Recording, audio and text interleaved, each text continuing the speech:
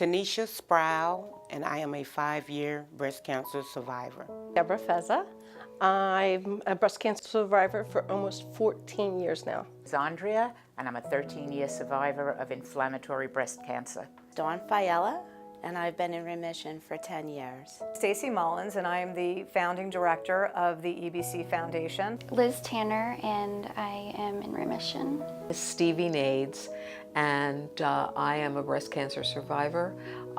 This is my first year of survivorship, and I'm looking forward to many more.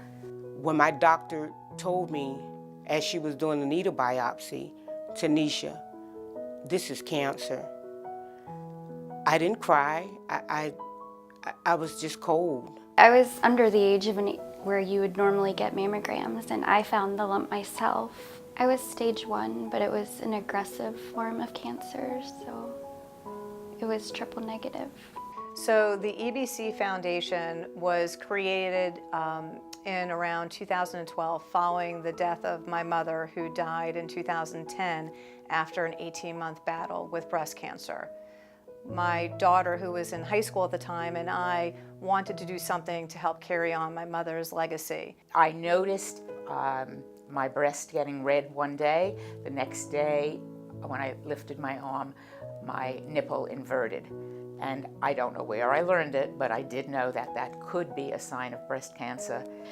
I was going for a routine mammogram check because I had found a lump on the right side of my body. Actually, what was running through my mind at that moment was I didn't know who he was talking to.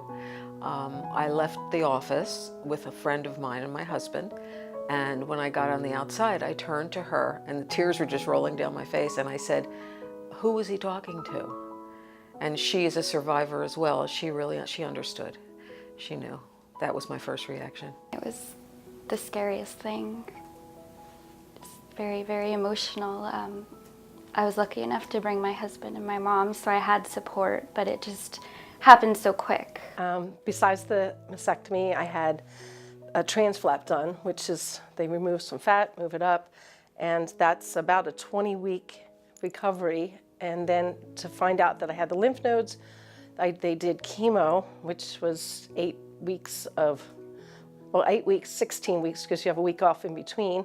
And then I had to have radiation after that for about another 6 weeks. So it was quite a long, extensive, from the time I started to the time I finished was almost an entire year. They had looked at it and they had said, I think you should go over to Chilton Hospital to the Women's Breast Pavilion and have them take a look at it. So I quickly went over and they took me in immediately. And they said, I think we need to do a biopsy on that lump. And I was like, this is crazy. It's just a cyst, right? And they said, well, let's be safe and do a biopsy. And I remember waiting what seemed like eternity. I was confused because at that time I wasn't aware of breast cancer. I mean, I knew that October was the pink ribbon month, but other than that, I guess you can just say I just was ignorant to breast cancer. I never even really gave it any thought. Within 2 days, I was in a doctor's office, and within 2 weeks, I was in treatment. Unfortunately, had that personal experience of watching my mother receive the diagnosis and go through 18 very difficult months of treatment. The best thing that we were able to offer my mother was hope and love and support. Emotionally, I joined a breast cancer survivor group called Bosom Buddies, and they were a wonderful group of women who helped me through because they had already been there. And since that time, I formed a group also. I just said, you know what, I'm young, I have a family to live for, I have my life to live for. There are things in life I've not even done yet, so I can't give up now.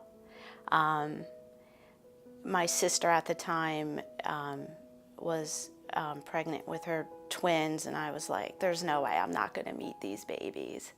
So I fought for that, and I just said, you know, there's really so much to live for. I'm not going to give up. at all. Even on the worst days, I'm not going to give up. I'm going to fight. Just being aware and networking, you can't be isolated with this disease, because if you do, you're not going to be able to get the information and access to the services you need. So me reaching out, not being shy, depressed, closed, it allowed me to get the resources that I need. Please get your mammograms done. Stay on top of your own health. And if you find out you have cancer, please do your homework. Look into all your options. Remember, there's always different ways to getting to a destination. Just because one doctor tells you one thing, it may not be what's right for you. So please do your homework. I get so emotional. It's tough. There's no easy way to say it. Just have faith. Trust your doctors.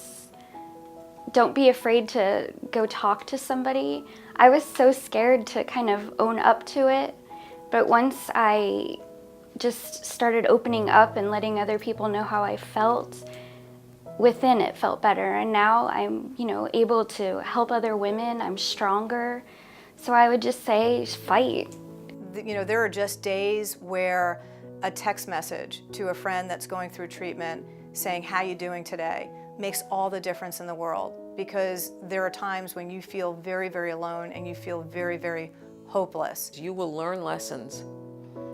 You will learn things. You will develop your own inner strengths. You'll develop relationships with people. You will dissolve relationships with people. All sorts of things will happen to you. Let them happen. Pay attention to them. Learn. Research your cancer.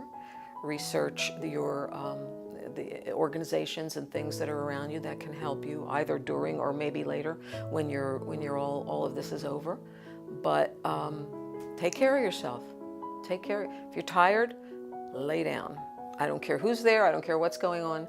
Do it. You're number one, and you're going to find out that everybody around you is going to make you number one too. It's amazing. Just be as positive as possible, and there are going to be days where it's going to be overwhelming and it's going to feel like, how am I going to get through this? But your inner strength, you will get through it.